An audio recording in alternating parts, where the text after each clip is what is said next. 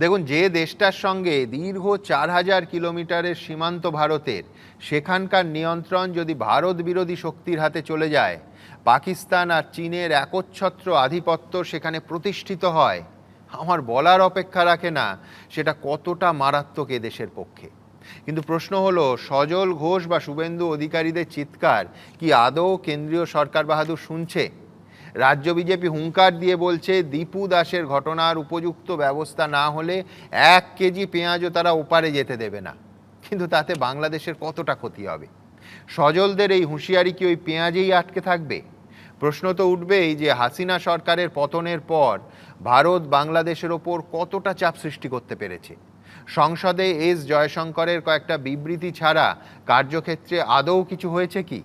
আর যারা বলছেন যে স্বাধীন রাষ্ট্র বাংলাদেশের অভ্যন্তরীণ বিষয়ে ভারত কতটাই বা কী করতে পারে, তাদের আমি শুধু মনে করিয়ে দেব, বিজেপি ক্ষমতায় আসার আগে 2013 সালের মার্চ মাসে দিল্লির তালকোটরা স্টেডিয়ামে বিজেপির জাতীয় কর্মসমিতির বৈঠকে বাংলাদেশের হিন্দুদের ওপর অত্যাচারের জন্য তো মনমোহন সিংয়ের সরকারের নরম অবস্থানকে দায়ী করা হয়েছিল। প্রশ্ন তোলা হয়েছিল, ভারত সরকার কেন ততটা কূটনৈতিক চাপ দিচ্ছে না বাংলাদেশকে? আজ সেই বার্তা বিজেপি তাদেরই কেন্দ্রীয় সরকারকে দেবে কি? আর নরমের বদলে চরম অবস্থানের কথা বললে তো আবার মনে করিয়ে দিতে হবে ওই 1971 সালের ইতিহাস। আমেরিকার চোখ রাঙানিকে উপেক্ষা করে কিভাবে পাকিস্তানকে দুটুকরো করে স্বাধীন সার্বভৌম বাংলাদেশের জন্মই হয়েছিল ভারতের হাত ধরে। আজ ছায়ানটের ধ্বংসস্তূপে ওই ভাঙা আতপোড়া তবলা আর আগুনে পুড়ে খাক হয়ে যাওয়া দীপু দাস আর আয়েশারা কিন্তু ভারতের পরবর্তী পদক্ষেপের দিকেও তাকিয়ে আছে। শুধু গরমাগরম সংলাপে কিন্তু ভবি ভোলবার নয়। যাই হোক, আমার পরের বক্তা তৃণমূল মুখপাত্র অরূপ চক্রবর্তী। শুভ সন্ধ্যা। এবিপি আনন্দের যুক্তিতর্কের সব দর্শককে। এটা বাংলায় চলতি ভাষায় একটা প্রবাদ আছে, অল্প জ্ঞানী লাফায় বেশি, মধ্যজ্ঞানী চুপ, পূর্ণজ্ঞানীর বিনয় বেশি, শান্ত তাহার রূপ। আমি আমাদের মঞ্চে যে পূর্ণজ্ঞানী মানুষ রয়েছেন, স্বামী পরমাত্মানন্দ, তাকে আমি শ্রদ্ধা, আমার প্রণাম জানাই। কারণ আমরা বিশ্বাস করি স্বামী পরমাত্মানন্দদের মতো মানুষদের হাতে যেখানে হিন্দু ধর্ম নিরাপদ থাকে, সেখানে বিজেপির হাতে হিন্দুত্ব বিপদে থাকে। আমার পূর্ববর্তী বক্তা লাফিয়ে লাফিয়ে যখন তিনি বলছিলেন হরগোবিন্দ দাস চন্দন দাসের ঘটনা, হ্যাঁ, হরগোবিন্দ দাস চন্দন দাসের ঘটনা ঘটেছে। এই ঘটনা কাঙ্ক্ষিত নয়। প্রশাসন অভিযোগ দায়ের করে যে 5 জন প্রাথমিক অভিযুক্ত ছিল, একটু আগে জঙ্গিপুর ডিস্ট্রিক্ট পুলিশ তারা জানিয়েছেন কোর্টের রায়ের পরে অফিসিয়ালি বার্তা দিয়ে 5 জন সহ তাদের জেরা করে আরও 8 জন, মোট 13 জন যাদের বিরুদ্ধে অভিযোগ বা যুক্ত থাকার অভিযোগ পাওয়া গিয়েছিল, প্রত্যেককে দোষী সাব্যস্ত করা হয়েছে। তারা যাবজ্জীবন কারাদণ্ডে দণ্ডিত হয়েছেন। কেন আমি বলছি অল্প জ্ঞানী লাফায় বেশি, সুমন একটু আগেই বলে দিয়েছে আমার কথাটার অর্ধেকটাই। এই মুহূর্তে কোর্টের আরেকটা অবজারভেশন এসছে, UP court rejects government plea to withdraw case against accused in Akhlaq lynching. Mohammad Akhlaq, তাকে বাড়ি থেকে পিটিয়ে টেনে বের করে এনে খুন করা হয়েছিল। তাকে অভিযোগ করা হয়েছিল যে তার বাড়ির ফ্রিজে নাকি একটি নির্দিষ্ট মাংস রাখা আছে। পরবর্তীকালে সেই মাংসেরও স্যাম্পেল টেস্ট করা হয় এবং জানা যায় সেটি একেবারে পাঁঠার মাংস ছিল। যদিও ভারতের সংবিধান আমাদের খাদ্যাভ্যাস চুজ করবার অধিকার আমাদেরকে দিয়েছে। আজকে যখন আমরা এই যুক্তিতর্কের অনুষ্ঠানে আসছি, আজকে মঙ্গলবার, 2 দিন আগে রবিবার সকালবেলা যখন আমি আনন্দবাজার সংবাদপত্রটা হাতে নিয়ে পাতা উল্টোচ্ছিলাম, পাতাটা উল্টাতেও পারিনি, প্রথম পাতায় ছবিটা দেখে আমার চোখ আটকে গিয়েছিল। দীপু দাসের হত্যা নৃশংস, ধিক্কারযোগ্য, বর্বরতম, এর কোনো নিন্দা জানানোর কোনো ভাষা খুঁজে পাওয়া যায় না। যে অসভ্যতম হয়েছে। বাংলাদেশ একটা ফেইল্ড স্টেট, বাংলাদেশে কোনো গণতন্ত্র নেই, বাংলাদেশ একটা জল্লাদের উল্লাস মঞ্চে পরিণত হয়েছে। একথা স্বীকার করতে বোধহয় কোনো শুভবুদ্ধি সম্পন্ন মানুষের কোনো দ্বিমত থাকার কথা নয়। দীপু চন্দ্র দাসকে যেভাবে খুন করা হয়েছে, কোনো শুভবুদ্ধি সম্পন্ন সুস্থ সমাজের মানুষ তাকে সমর্থন করতে পারেন না। কিন্তু সেই বাংলাদেশ সরকারকে, সেই মোহাম্মদ ইউনিসকে সার্টিফাই কে করছেন? আমাদের তো এই বিষয়টাও মাথায় রাখতে হবে সুমন, আমরা তো ভুলিনি কদিন আগের ঘটনা। এই মোহাম্মদ ইউনিসকে সার্টিফাই কে করছেন?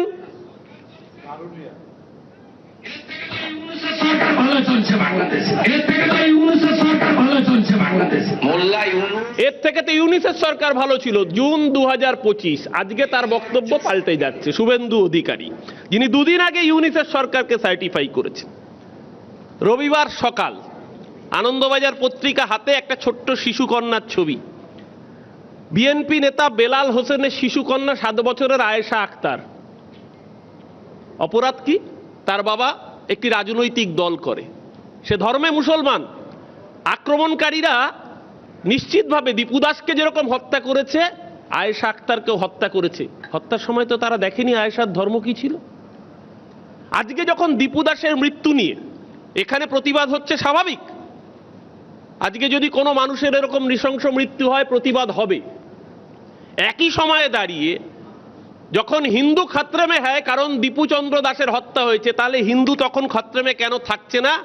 যখন আরেকজন হিন্দু, তার নামে আবার রাম রয়েছে, রামনারায়ণ বাঘেল, তাকে যখন পিটিয়ে নৃশংসভাবে খুন করা হচ্ছে, এবং কোথায় খুন করা হচ্ছে? শুধু বাম আশ্রিত কেরল বললে ভুল হবে। সেখানে আবার সাম্প্রতিককালে বিজেপিরও বারবারন্ত হয়েছে। তিরুবনন্তপুরম পুরসভায় বিজেপির জয় জয়কার হয়েছে, পঞ্চায়েতে বিজেপি জিতেছে।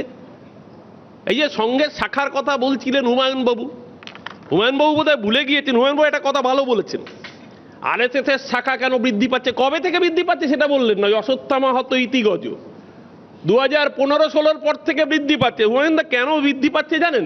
আমার কাছে আরেকটা ছোট্ট ভিডিও আছে, কয়েক সেকেন্ডের, বেশিক্ষণ আপনার সময় নেব না। আপনি দেখুন তো, এই গলাটা চিনতে পারেন নাকি হুমায়ুন দা? যেই গলাটা আজকে এখানে হুমায়ুন কবির বসে রয়েছেন, আমার মনে হয় হুমায়ুন দা নিশ্চয়ই চিনতে পারবেন। आज के दिन में मोदी जी मेरा फेवरेट है। মেরা ফেভারিট হ্যায় নরেন্দ্র মোদী কবে বলেছিলেন হুমায়ুন দা? 2019। কোথায় ছিলেন জানো আপনি? আপনি তো বাবরি মসজিদে শিলান্যাস করেছেন। বাবরি মসজিদ, এক ধাক্কা অর দো, বাবরি মসজিদ তোড় দো। যারা দাঁড়িয়ে থেকে স্লোগান দিয়েছিল, আপনি বলছেন থানার ইট খুলে আনা, যারা বাবরি মসজিদ থেকে ইট খুলে এনেছিল, তাদের মঞ্চে দাঁড়িয়ে আপনি বলেছিলেন নরেন্দ্র মোদীকে দেশের প্রধানমন্ত্রী করতে হবে। আপনার মুখ থেকে সংখ্যালঘু মানুষ, আরে বাবরি মসজিদ একটা যে কোনো মসজিদ নয়, যেখানে খুশি, যেখানে মুসলমান মানুষ নামাজ আদা করেন, তার জন্য মসজিদ করা যেতেই পারে। তো বাবরি মসজিদ সংখ্যালঘু মানুষের কাছে যে আবেগ, যে শ্রদ্ধা, যে ভালোবাসা, সেই জায়গাটাকে আপনি হার্ট করলেন। আর কাকে সাথে নিয়ে তার আগে দাঁড়িয়েছেন মঞ্চে? ভারতীয় জনতা পার্টির হয়ে নির্বাচনে প্রতিদ্বন্দ্বিতা করে আপনার মুখে বাবরি মসজিদ। পশ্চিমবাংলার সংখ্যালঘুরা কি বোকা? পশ্চিমবাংলার সংখ্যালঘুরা শুধু ধর্মের নাম দেখে ভোট দেবে? আজ অবধি কখনো হয়নি পশ্চিমবাংলার বুকে। আমার আগে প্রথমে পার্থদা বলেছেন, পার্থদা বলতে গিয়ে একটা লাইন বলেছেন, আমি সেটাকে ইলাবোরেট করে বলি। শোনো মৌলবাদের নাতি, শোনো মৌলবাদের নাতি, তুমি যে ধর্মেরই হও, আমি নিরপেক্ষতাবাদী, তুমি আমার বন্ধু নও, তুমি আমার বন্ধু হতে পারো না। কারণ যখন দীপু চন্দ্র দাসের মৃত্যুর প্রতিবাদ হয়, স্বামীজি ঠিক বলেছেন, প্রতিটা মৃত্যুর কথা তুলে ধরে তিনি প্রমাণ করেছেন যে হিন্দুত্ব আসলে যত মত তত পথের কথা বলে। যে হিন্দু ধর্ম স্বামীজির হাতে সুরক্ষিত, ঠিক ওই একই কারণে হিন্দু ধর্ম সজল ঘোষ, শুভেন্দু অধিকারীদের হাতে নিরাপদ থাকে না। কারণ এরা ধর্মকে রাজনীতির আঙিনায় টেনে এনে রাজনীতির ব্যবসা করেন। মোহাম্মদ আকলাক হোক বা তাবরেজ আনসারি হোক, আজকে রামনারায়ণ বাঘেল হোক বা দীপু চন্দ্র দাস হোক, প্রতিটা মৃত্যুর পিছনে কারণ একটাই, সংখ্যাগুরুর অত্যাচার সংখ্যালঘুর উপরে। আমরা বলতে পারছি না, আমরা বলতে পারছি, শুভেন্দু অধিকারীরা বলতে পারছে না। বাংলাদেশে সংখ্যালঘু অত্যাচারিত বলতে পারছে না, বলতে হচ্ছে বাংলাদেশে হিন্দু অত্যাচারিত। কেন? বাংলাদেশে তো হিন্দুরা সংখ্যালঘু, কেন আমি বলতে পারছি না বাংলাদেশে সংখ্যালঘু অত্যাচারিত?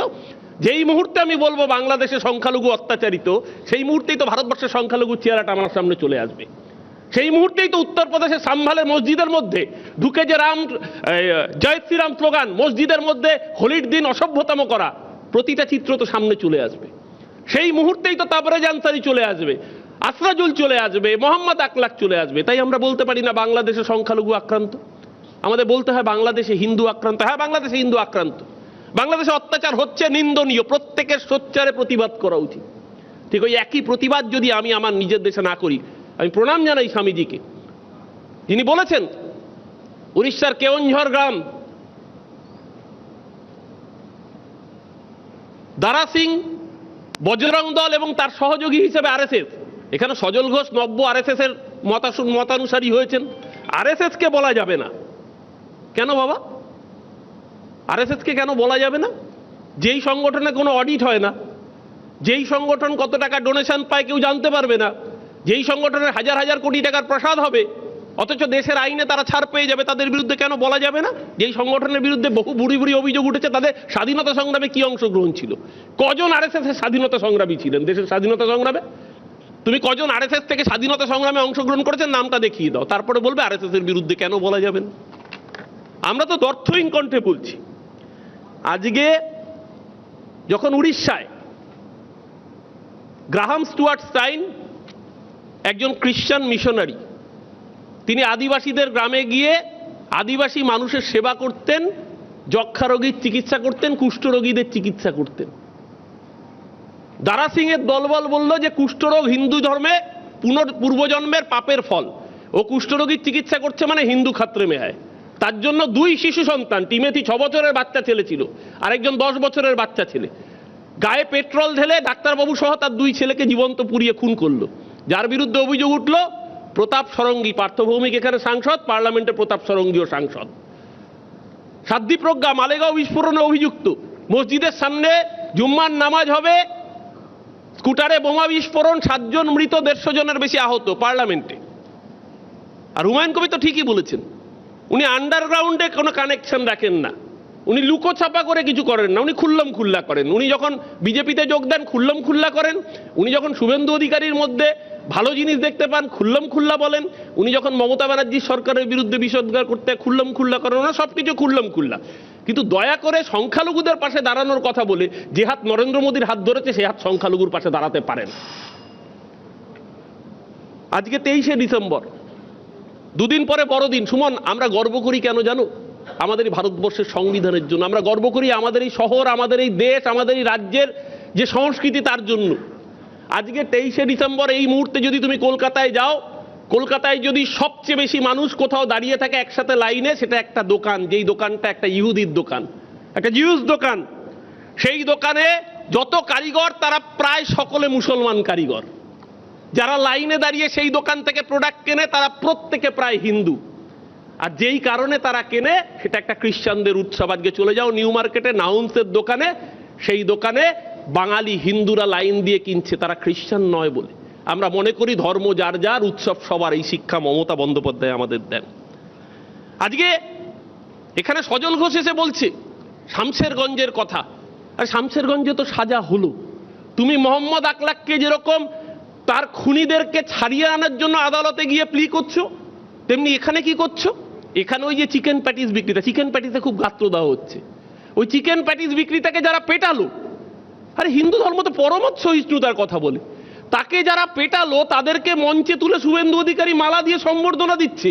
ঠিক রেপ্লিকা গুজরাটে বিলকিস বানুর ধর্ষকদের যারা ধর্ষণ করেছিল দেশের স্বাধীনতা দিবসের দিন জেল থেকে বের করে এনে মালা দিয়ে সম্বর্ধনা দিয়ে বলছে, আরে তুমি তো হিন্দু বীর, তুমি মুসলমানকে ধর্ষণ করেছো, তুমি ধর্ষক হতে পারো না। না, এই হিন্দু ধর্ম আমাদের হিন্দু ধর্ম হতে পারে না। আমাদের হিন্দু ধর্ম ঠাকুর শ্রীরামকৃষ্ণ শেখান, শ্রী চৈতন্যদেব শেখাবেন। আমার হিন্দু ধর্ম শুভেন্দু অধিকারী শেখাবে না, আমার হিন্দু ধর্ম আরএসএস শেখাবে না, স্বামী পরমাত্মানন্দজি শেখাতে পারেন, আমার হিন্দু ধর্ম শুভেন্দু অধিকারীরা শেখাবেন না। আমরা তাদের উদ্দেশ্যে বলি, আসলে তাদের সুবিধা হয়। এই ধরুন পেহেলগামে জঙ্গি হানা হলো, বিতান অধিকারী আমার প্রতিবেশী, কার্যত আমার বাড়ি যেখানে তার থেকে ঢিলছোড়া দূরত্বে বিতানের বাড়ি ছিল। বিতান অধিকারীর দেহ এলো, শুভেন্দু অধিকারী এয়ারপোর্টে গেলেন। আর ওই পেহেলগামে ওই পাকিস্তানি সন্ত্রাসবাদীদের বিরুদ্ধে যে বুক চিতিয়ে দাঁড়িয়ে লড়াই করলো সে আমার ভাই ঝন্টু আলী শেখ।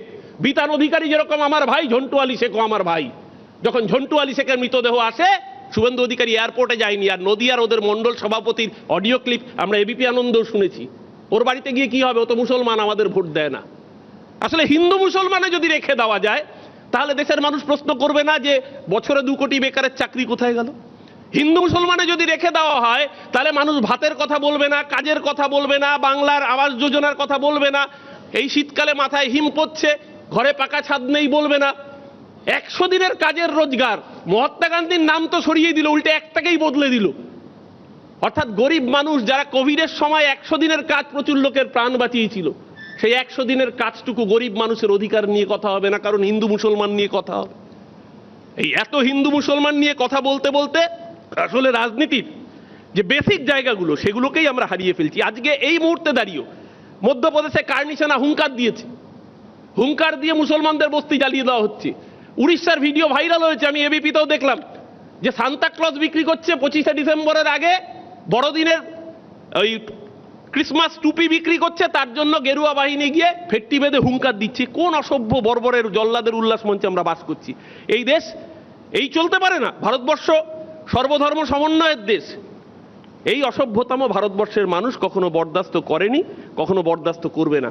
আমি যেহেতু সুমনের বেল প্রায় পড়ে গিয়েছে দুবার, আমি বক্তব্যকে আর দীর্ঘায়িত করব না। আমি শুধু বলবো, ধর্ম নিয়ে কারবার করলে আসলে সুবিধা হয় এই রাজনীতিবিদদের, যাদের একটা বক্তৃতা দিতে গিয়ে যদি 10 মিনিট কথা বলে 3 বার হিন্দু মুসলমান ছাড়া কথা বলতে পারবে না, ভারত পাকিস্তান ছাড়া কথা বলতে পারবে না, তাদের চীনের বিরুদ্ধে কথা বলতে গেলে তাদের দম আটকে যায়, তারা আমেরিকার বিরুদ্ধে কথা বলতে পারে না, কারণ আমেরিকা সিজফায়ার ঘোষণা করে দেয়। আজকে এটা তো ঘটনা। ভারতবর্ষের বিদেশ মন্ত্রকের রোল কি ছিল? যখন প্রতিবেশী রাষ্ট্রে আমাদের সংখ্যালঘুর উপরে এইরকম অত্যাচার হচ্ছে, তখন ভারতবর্ষের বিদেশ মন্ত্রক কি তার দায় এড়াতে পারে? কেন ইন্টেলিজেন্স আগে থেকে কাজ করেনি 5ই আগস্টের আগে? কেন আজকে বাংলাদেশে এই অস্থির পরিস্থিতি সৃষ্টি হতে হলো? এর দায় ভারত সরকার কি এড়াতে পারে সম্পূর্ণভাবে? কিন্তু এরপরও যেহেতু সম্পর্কটা আন্তঃরাষ্ট্রীয় বিষয়ের, মমতা বন্দ্যোপাধ্যায় পরিষ্কার করে বলেছেন যে এই ক্ষেত্রে ভারতবর্ষের 140 কোটি মানুষ আমরা দেশের সরকারের পাশে থাকি। ঠিক যেভাবে যখন পাকিস্তান জঙ্গি আনা করে, অভিষেক বন্দ্যোপাধ্যায় গিয়ে পার্লামেন্টারি ডেলিগেশনের পক্ষ থেকে সারা পৃথিবীতে পাকিস্তানের সন্ত্রাসবাদের বিরুদ্ধে জোরালো বার্তা দেন, একইভাবে বাংলাদেশ প্রসঙ্গ মমতা বন্দ্যোপাধ্যায় বলেন, হ্যাঁ, ওপার বাংলা থেকে যারা আসছে প্রয়োজনে একটা রুটি ভাগ করে খাবো, কিন্তু তারাও আমাদের ঘরের ভাই বোন, আমরা তো কাউকে ছেড়ে যেতে পারি না। সেই জায়গায় দাঁড়িয়ে প্রকৃত রাষ্ট্রনায়কের কাজ মমতা বন্দ্যোপাধ্যায় করছেন, কিন্তু ভারত সরকারের রোল কি ছিল? আমি শুধু আমার বক্তব্য শেষ করার আগে কবি সুমনের একটা বিখ্যাত গানের কয়েকটা লাইন, আমি তার কাছে মার্জনা চেয়ে নিয়ে 2টো লাইন একটু বদল হয়েছে, আমি সেটা দিয়ে শেষ করতে চাই। আমার মনে হয় যে ধর্ম নিয়ে রাজনীতি ভারতবর্ষের মানুষের জন্য কাঙ্ক্ষিত হতে পারে না। ভারতবর্ষের মানুষের কাছে রাজনীতি তার রুটি রুজির, রুটি কাপড়া মাখানের। আমি তার গানের 4টে লাইন দিয়ে শেষ করব। আমি আজান দিয়ে থাকি, আমি আজান দিয়ে থাকি, আমি যীশু খ্রিস্টের পায়ে নত, যত মত তত পথ নাকি রামকৃষ্ণের কথা মতো। হরিওম তৎসদে আমি বরে গোলাম আলীর গোলাম, বাগদেবীর চরণে দিয়ে প্রণামী, যুগে যুগে আমি বাঙালি হলাম। আল্লাহ মেঘ দে পানি দে, ছায়া দে সবার ঘরে ঘরে, আল্লাহ মেঘ দে পানি দে, ছায়া দে সবার ঘরে ঘরে, যেখানে রবি ঠাকুরের সাথে যেন নজরুলও গান করে। আমি স্লোগান দিয়ে থাকি, আমি স্লোগান দিয়ে থাকি, আমি মানুষের পায়ে নত, যত মত তত পথ ঠিক সংবিধানের মতো।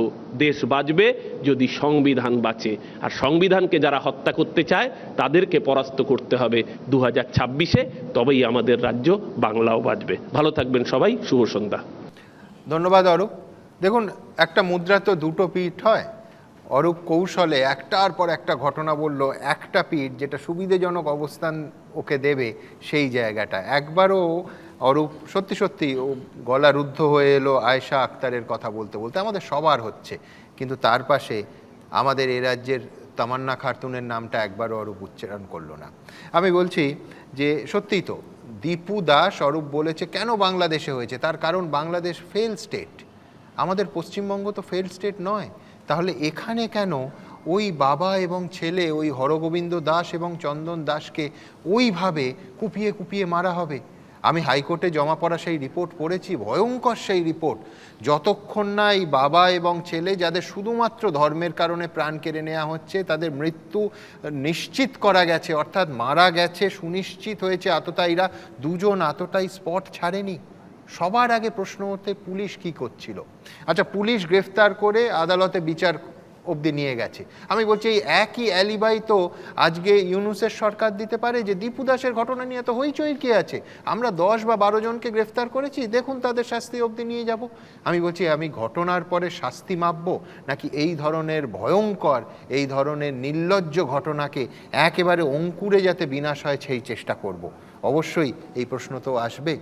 আমি এইখান থেকে দেখুন কখনো ধর্মের নামে, কখনো জাতের নামে গোটা দেশের অরূপ একাধিক প্রান্তের উদাহরণ দিচ্ছিল।